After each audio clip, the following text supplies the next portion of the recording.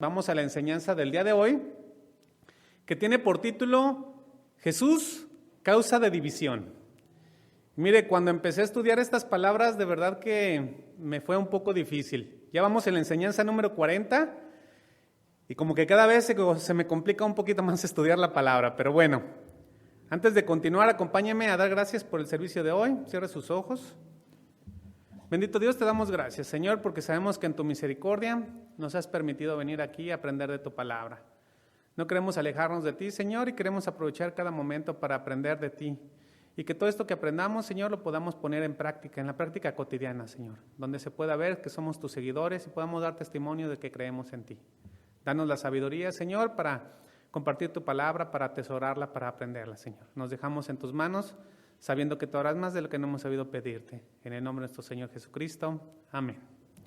Muy bien, mis hermanos, pues la enseñanza se llama Jesús, causa de división.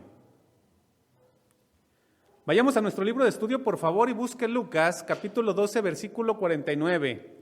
Vamos a la mitad del libro de Lucas. Mientras lo busca, le platico un poco del contexto. Previamente, ante la multitud, ante sus discípulos, ante sus seguidores y muchos detractores, Jesús acababa de explicar que Él vendría por segunda vez. Este fue el punto central de sus últimas palabras. Y en su discurso, Jesús nos hizo una invitación al servicio y a permanecer fieles aguardando su retorno. Pero después de eso, encontramos unas palabras que son bastante confusas. Algunos ya las están leyendo.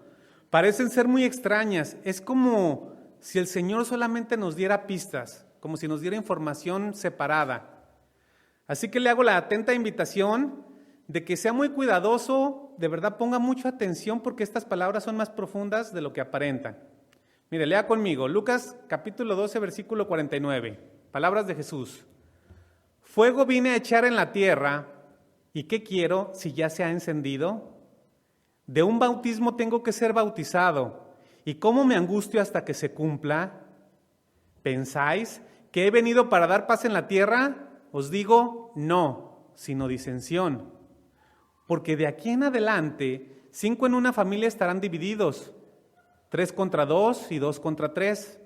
Estará dividido el padre contra el hijo y el hijo contra el padre, la madre contra la hija contra la madre, la suegra contra su nuera y la nuera contra su suegra. Decía también a la multitud, cuando veis la nube que sale del poniente, luego decís, agua viene, y así sucede. Y cuando sopla el viento del sur decís, hace calor, y lo hace. Hipócritas, ¿sabéis distinguir el aspecto del cielo y de la tierra? ¿Y cómo no distinguís este tiempo? ¿Y por qué no juzgáis por vosotros mismos lo que es justo? Cuando vayas al magistrado con tu adversario, procura en el camino arreglarte con él, no sea que te arrastre al juez, y el juez te entregue al alguacil, y el alguacil te mete en la cárcel. Te digo que no saldrás de allí hasta que hayas pagado la última blanca. ¿Cómo ven estas palabras? Medias confusas, ¿verdad? Como que habla de un tema y luego se va a otros, ¿verdad? Mire, en ocasiones, cuando era pequeño, por estas palabras yo llegué a escuchar discusiones de algunos familiares. Y parece no tener relación unas con otras. Sin embargo, en estas palabras precisamente encontramos cuál era el objetivo, el que quería dejar Jesús muy claro, por el cual Él vino por primera ocasión aquí a la tierra. Así que regresemos al verso 49 que lo vamos a desglosar. Acompáñenme al verso 49. Dice Jesús, ponga mucha atención, fuego vine a echar en la tierra, ¿y qué quiero si ya se ha encendido? En la versión Palabra de Dios para todos se lee de la siguiente manera, vine a traer fuego a la tierra y cómo quisiera que ya estuviera ardiendo. A ver, ¿quién quiere fuego? Nadie, ¿verdad? Mira, la expresión que encontramos al principio del verso vine a, en palabras de Jesús, nos habla de una actividad continua de Él. Esta es la terminología que utilizaba nuestro Señor para hablar de obras que Él de manera específica había venido a hacer. Por ejemplo, cuando Él dijo, el Hijo del Hombre vino a buscar y a salvar lo que se había perdido. Por otro lado, la palabra fuego para el pueblo judío tenía muchos simbolismos, pero el principal simbolismo es que el fuego era símbolo de juicio. Por eso nadie quería fuego, ¿verdad? Pero mire, los judíos estaban convencidos de que Dios juzgaría a los demás pueblos con una medida y a ellos con otra, por el simple hecho de que eran judíos, porque se sentían hijos de Abraham y según ellos ya tenían garantizada la absolución. Pero Jesús les dice, acuérdense que le está hablando a la multitud, no se equivoquen, les estoy hablando a ustedes. Yo he iniciado el fuego, yo lo he traído, pero aún no está ardiendo a su máxima capacidad, pero a su tiempo lo hará. En otras palabras, lo que Jesús les estaba diciendo es, he venido a la tierra para iniciar el juicio, pero aún no es tiempo del juicio. El juicio definitivo llegará, sin embargo, apenas está iniciando. Para eso he venido y ¿saben? Empezará por ustedes. Para los oyentes, para los que estaban alrededor de Jesús, escuchar estas palabras les provocó una terrible conmoción. Estas palabras chocaban de frente con la expectativa que ellos tenían sobre Jesús.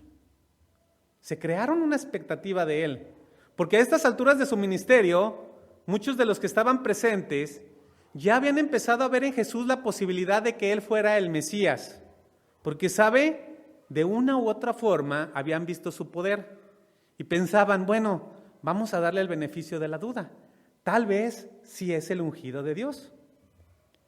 Pero cuando escucharon estas palabras, les provocó confusión, porque ellos esperaban un Mesías que fuera un rey conquistador, que los liberara del yugo romano.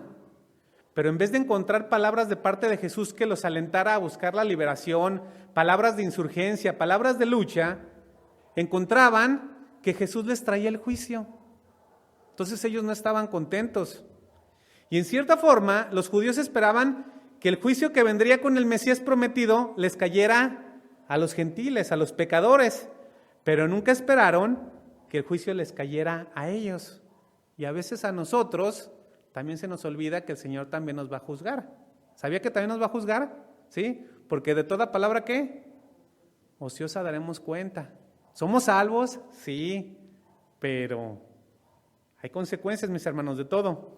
Así que en Juan 9:39, no lo busque, dice Jesús, para juicio he venido a este mundo, Por eso de aquí podemos concluir que el juicio es para toda la humanidad. Sean judíos o gentiles, es para ustedes, para mí.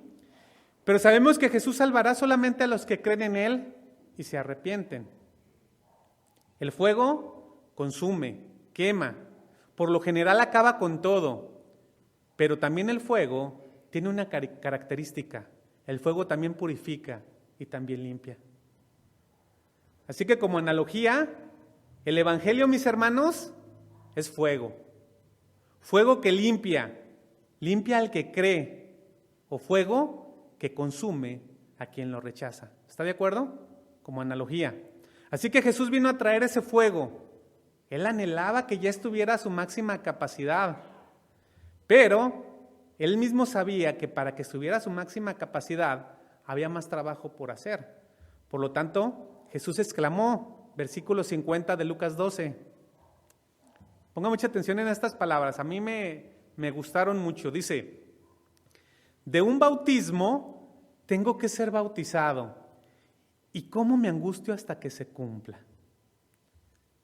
Estas palabras para la multitud que lo escuchaba, para la multitud que lo rodeaba, para su audiencia, no tenían ningún sentido. Los discípulos y todos los presentes entendían el concepto de ser bautizado, pero ¿por qué Jesús se angustiaba? ¿A qué se refería? Los discípulos en ese momento batallaban porque no era sencillo escuchar muchas de las palabras del Señor, pero en realidad Jesús les estaba advirtiendo. Mire, estas palabras los discípulos las tuvieron que guardar porque las entenderían a su plenitud meses después. Pero en estas breves palabras, ahí encontramos la parte medular de lo que el Señor vino a hacer en la tierra, en esas palabras que acabo de leer. Y sabe, son una bendición para nosotros que ahora las podamos entender y sobre todo creer. Mire, vayamos a la primera parte del verso 50. Dice, de un bautismo tengo que ser bautizado. La palabra bautismo significa sumergir. La mayoría lo sabemos, la mayoría hemos sido bautizados. Hemos sido sumergidos en las aguas y esta experiencia tiene un significado. Pero bautismo también es una metáfora que se puede utilizar de muchas formas. Por ejemplo, un barco que se hunde o que se sumerge bajo las olas, esa es una metáfora de bautismo, o se puede referir a un hombre que se sumerge en la bebida y se encuentra borracho o ebrio, o acerca de un estudiante que se sumerge en el estudio. O también se puede decir de una persona que está pasando por una circunstancia tan difícil que se sumerge en el dolor, en la aflicción y en la tristeza. Y en el verso que acabamos de leer, en el contexto, entonces, ¿a qué se estaba refiriendo Jesús al decir que se tenía que sumergir en un bautismo? ¿Sabe a qué se estaba refiriendo? Jesús se estaba refiriendo a su futura crucifixión y muerte. Ese era su bautismo. Esto indicaba que Jesús se tendría que sumergir en dolor físico y también en dolor espiritual, porque esto implicaba una dolorosa muerte y una separación completa de Dios, porque Él vendría a morir por todos los pecados del mundo. En otras palabras, este bautismo era la inmersión de Jesús bajo el juicio divino del Padre. Mis hermanos, esta es parte central del Evangelio. Es hermoso, es glorioso. Mire, yo me pongo chino. Nosotros estamos aquí gracias a ese amor, a la provisión y a la misericordia que Dios tuvo para con nosotros. Pues en este acto, en este bautismo de Jesús, el juicio de Dios se cumplió. En este bautismo el Señor nos sustituyó, se entregó a sí mismo para sufrir en lugar de nosotros. Jesús recibió el castigo, la muerte, la maldición, la separación de Dios, y todo lo hizo por amor a usted, por amor a mí. Y mire, la idea de llevar el pecado, de estar aunque fuera solo un instante separado del Padre, no era fácil.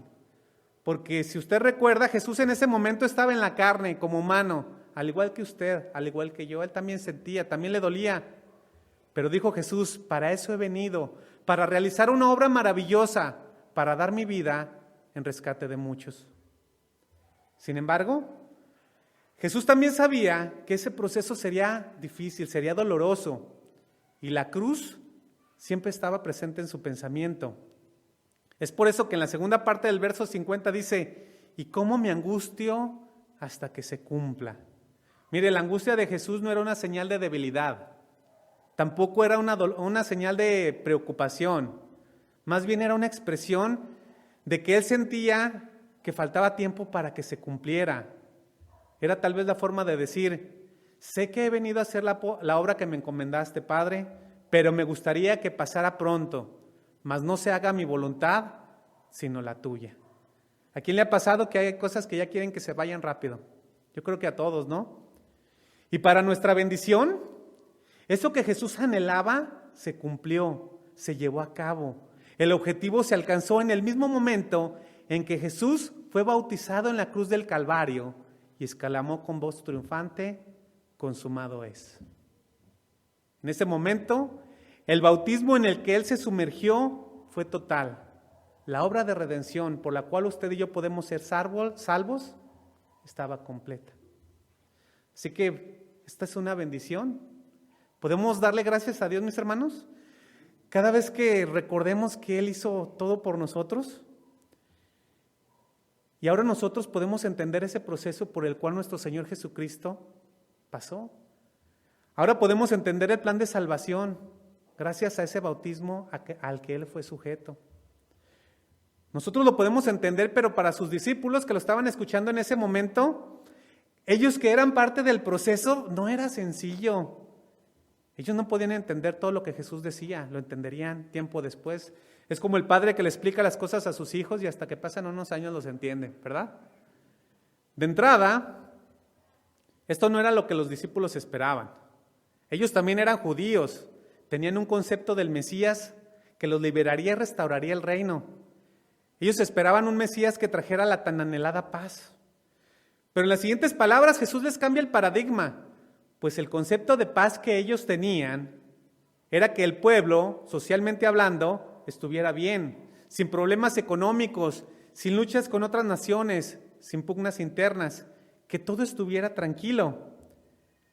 Por lo tanto, Jesús explica que Él no ha venido a traer ese tipo de paz. Él vino a traer otro tipo de paz. ¿Recuerdan cuando dijo, mi paz les dejo, mi paz les doy, no como el mundo la da? Bueno, pues este tipo de paz a los que el pueblo judío se refería era muy diferente. Por lo tanto, en el versículo 51 de Lucas 12, mire lo que dice el Señor. ¿Pensáis que he venido para dar paz en la tierra? Os digo no, sino disensión. ¿Cómo le suenan estas palabras controversiales, no? Imaginen la cara de los discípulos cuando afirmó, ¿creen ustedes que vine para establecer paz en el mundo? No, ni lo piensen, no se equivoquen. Yo no vine a eso, vine a causar división. ¿A quién le gustan esas palabras? A nadie, ¿verdad? Por lo general, alguien que causa división es rechazado. Pero para poder explicar esta última frase, Jesús utilizó el ejemplo de la unidad fundamental que hay en la sociedad, la familia. Vaya al verso 52. La primera frase indica algo que Jesús inició y que no se detendrá. Dice Jesús, porque de aquí en adelante, 5 en una familia estarán divididos, 3 contra 2 y 2 contra 3. Estará dividido el padre contra el hijo contra el padre, la madre contra la hija y la hija contra la madre, la suegra contra su nuera y la nuera contra su suegra. Normalmente esas peleas se dan por otras razones, ¿verdad? Pero la división a la que Jesús hace referencia es para indicar, fíjense lo que le voy a decir, que todo aquel que decidiera seguirle tendría problemas, perdería la paz y probablemente la relación con otros miembros de su familia. No la paz de él, la paz con ellos. Y no es porque ellos, los seguidores de Jesús, busquen la división, o usted busca la división, ¿verdad que no? Sino más bien que aquellos que deciden no seguir a Jesús buscarían rechazarlos, es decir, los harían de lado. Mire, como ejemplos, existen muchos. Podemos citar una infinidad de situaciones particulares, pero cada uno de nosotros ha pasado por cosas, y sé por experiencia personal, y también porque así está descrito en la palabra de Dios, que cada uno de nosotros al llegar a la fe, al recibir a Jesús como Señor y Salvador, hemos pasado por divisiones familiares y también por separación de amistades, ¿sí o no? Y justo en el momento en el que empezamos a tratar de vivir una vida diferente, porque el cambio no es instantáneo, tenemos tantas cosas atrás, vamos arrastrando tantas situaciones, pero tratamos de obedecer la palabra, dejando atrás los malos hábitos, haciendo a un lado el pecado, tratando de dar testimonio de que nuestra vida es diferente. En ese momento inician los problemas. Y la aparente paz que usted tenía, o que nosotros teníamos en nuestro círculo familiar o social, se esfuma, se pierde. ¿Sabe por qué? Porque en ese momento ya no existe complicidad del pecado. Ya no existe el gusto por las mismas cosas. Es decir, ya no somos requeridos en sus reuniones, no quieren convivir con nosotros, incluso nos ven con desprecio, nos tachan de santurrones, de aburridos, de religiosos, de exagerados. Y el causante de la división es Jesús. Él mismo lo dijo, no vine a traer paz sino separación. Pero ponga mucha atención, ciertamente Jesús es el causante, mas no es Él el problema. El problema es el pecado que hay en el hombre. La razón es que en el momento en que Jesús se convierte en el Señor de nuestra vida, Él demanda una respuesta, ¿verdad? Y por amor a Él, cuando verdaderamente nacemos de nuevo, en el nuevo entendimiento que Él nos da, iniciamos la corrección de aquello que estamos haciendo mal. Y precisamente esa corrección no es agradable para el mundo. Obedecerle y guardar su palabra nos lleva a actuar diferente, aunque usted no se dé cuenta, los demás lo perciben. Y con solo nuestro testimonio exhibimos el pecado de los demás, exhibimos su error, los evidenciamos. Por lo tanto, no se extrañe, es natural que grupos familiares se separen cuando unos decidan seguirle y otros se nieguen a hacerlo. Pero seamos honestos, la división no se da porque seguir a Jesús sea malo, al contrario, seguir a Jesús es lo mejor que le puede pasar al ser humano, es lo mejor. La división tampoco se da porque Jesús tenga una intención de separar, sino que la disensión, la fractura, la separación se da como resultado cuando el corazón del hombre, Aquel que está cargado de pecado decide no reconciliarse y no ponerse a cuentas con Dios. Por lo tanto, cuando usted dé testimonio o hable de la palabra de Dios, usted estará en contra de sus anhelos, de sus deseos y de sus afanes, y en automático se convertirá en enemigo de ellos. ¿Y sabe? Enfrentará a aquel que tiene pecado, a todo aquel que tenga un ápice de Jesús. Sobre todo en el ámbito familiar. En el ámbito familiar donde más nos conocen, muchos incluso nos dicen, no, pero pues si tú eres peor que yo, ahora resulta que eres muy bueno. Y están buscando en ti, en mí, el menor error, la menor equivocación para echárnoslo en cara. ¿A quién le ha pasado eso? A todos, ¿verdad? Los amigos, las amistades.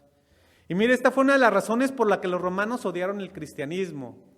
Dividía las familias porque en ese tiempo de una sociedad tan pervertida como aquella, algunos miembros de cada familia por amor y obediencia corregían su conducta pecaminosa. Su cambio de vida era una muestra de que amaban a Jesús y que querían obedecerlo.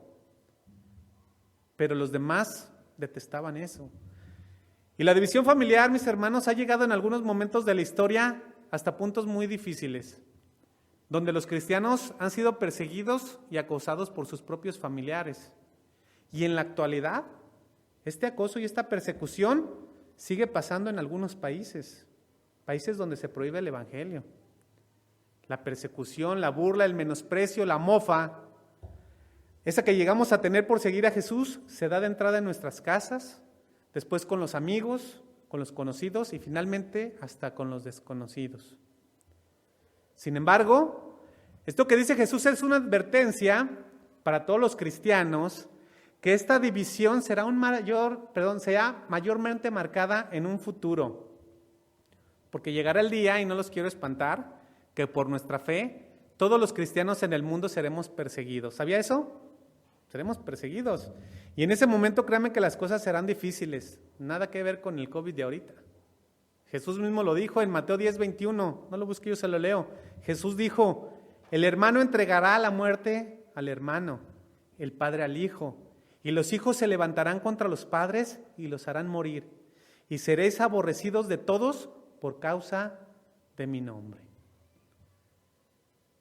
Cuando todo está en paz, cuando todo está bien, seguir a Jesús es sencillo. Pero cuando tenemos problemas, ahí se va a ver quién verdaderamente lo seguirá.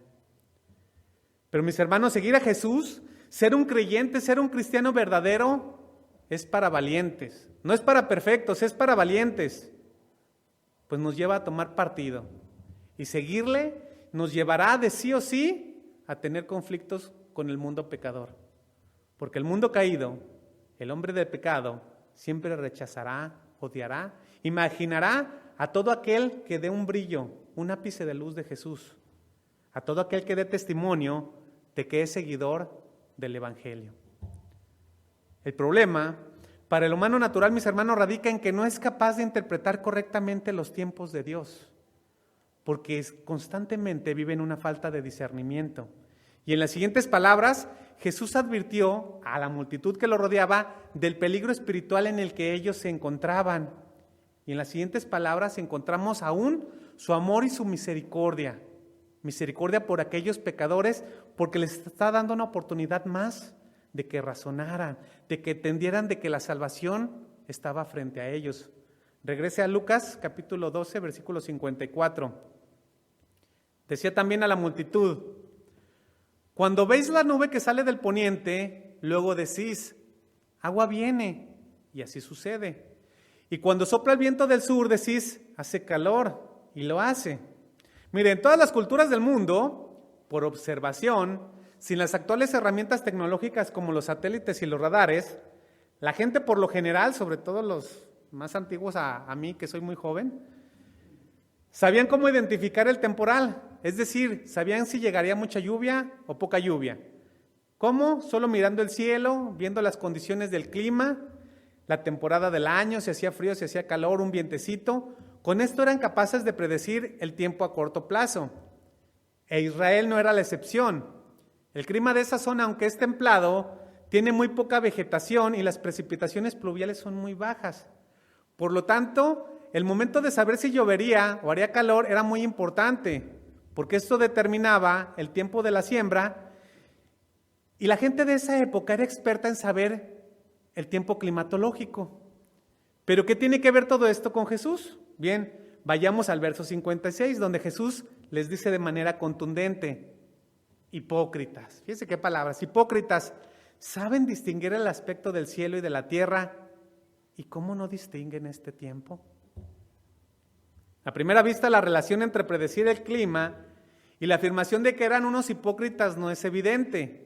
Estas palabras parecen extrañas, pero en realidad Jesús se va nuevamente contra los líderes religiosos de la época, contra los fariseos y los escribas, y también contra la muchedumbre que aún incrédula lo rodeaba, y les dice: muy bien, ustedes son capaces de predecir el clima con muy pocas evidencias, con una pequeña nube, con un poco de viento, con tan poco determinan lo que viene, se creen muy hábiles, y con eso llegan a la conclusión de qué temporal llegará.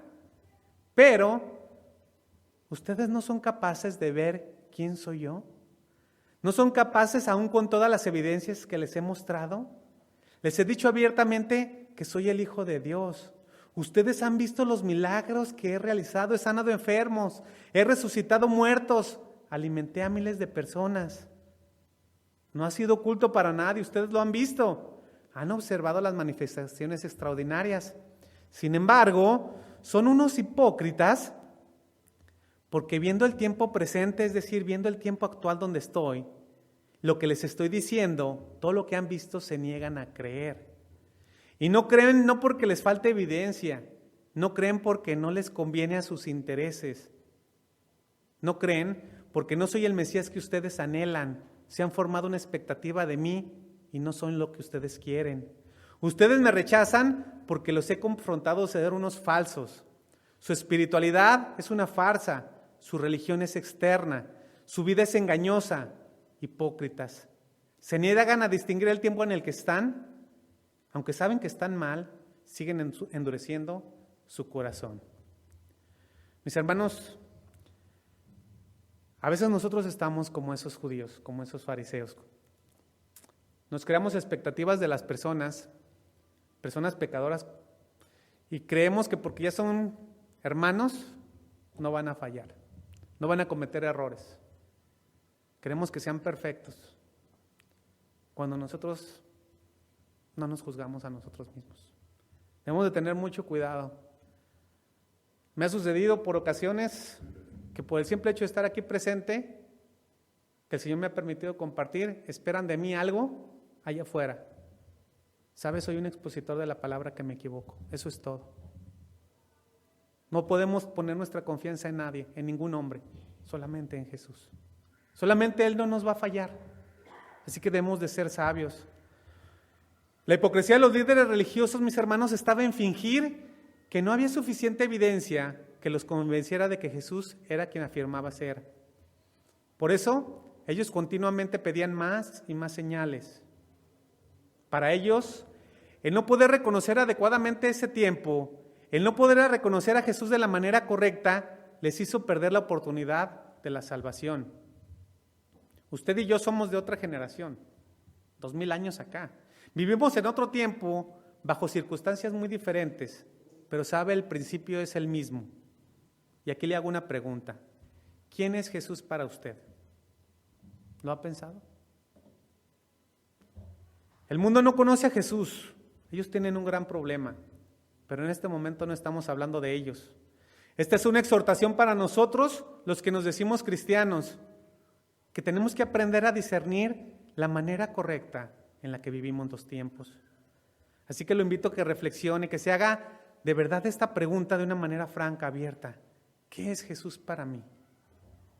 Y porque para responder a esta pregunta, usted y yo, mis hermanos, debemos de ser veraces, debemos dejar de fingir, debemos definir una postura ahí en lo íntimo.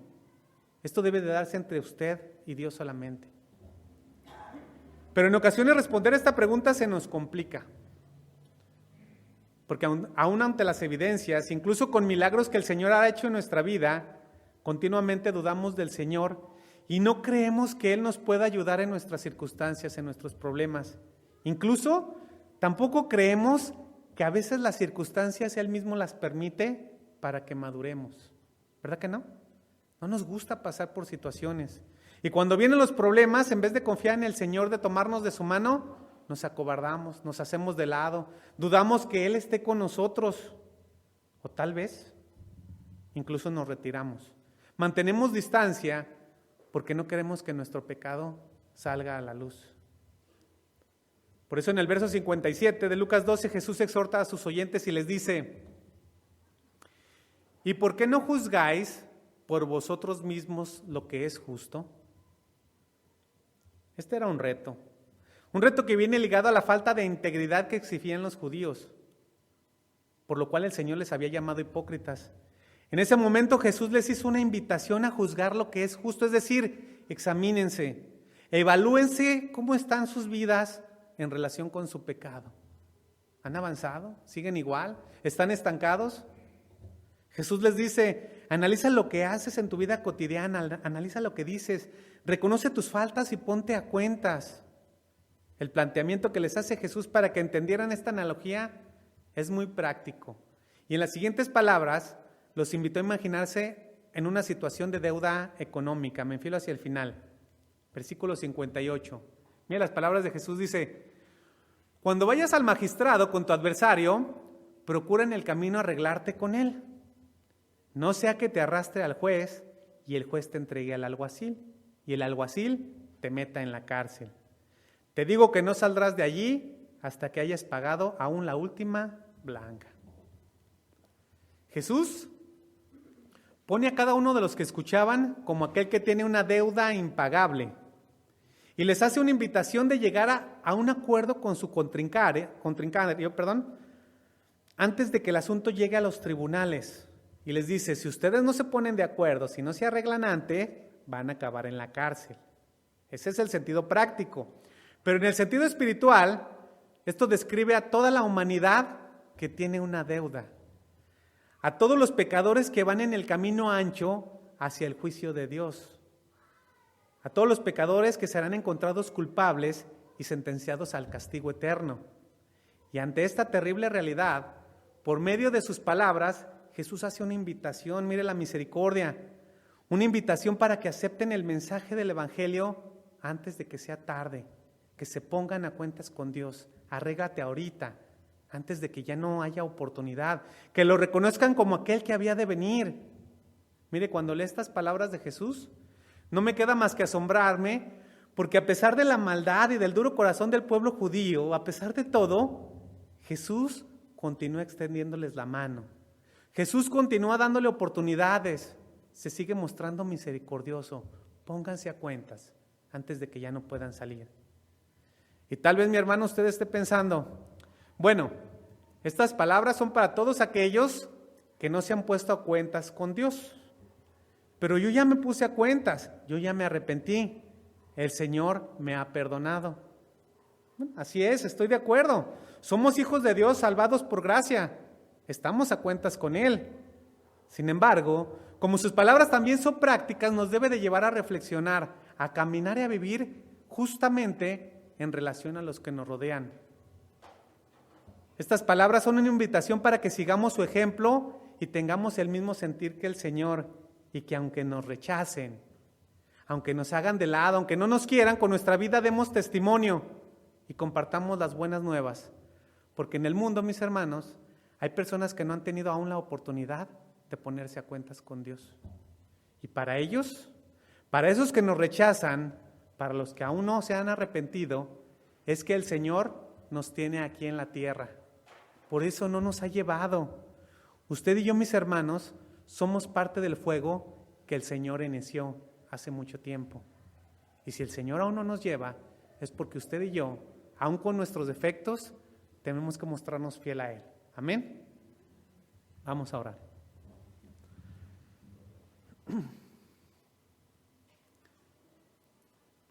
Bendito Dios y Padre Celestial, Señor, te damos muchas gracias por tu palabra. Te damos gracias por tu palabra, que aunque a veces es difícil tratar de exponerla, Señor, tratar de entenderla, Sabemos que hay una gran profundidad en las mismas, Señor, que tú nos estás en ellas enseñando a discernir los tiempos en los que estamos viviendo. Que debemos de seguirte a ti, Señor, porque tú has iniciado un fuego, tú has iniciado el juicio, que llegará el momento en que se consumará. Y que somos parte, Señor, de tu cuerpo y que también nos estás llamando a que podamos compartir ese fuego, Señor, con los demás. El mundo no le interesa, Señor, lo que estamos viviendo.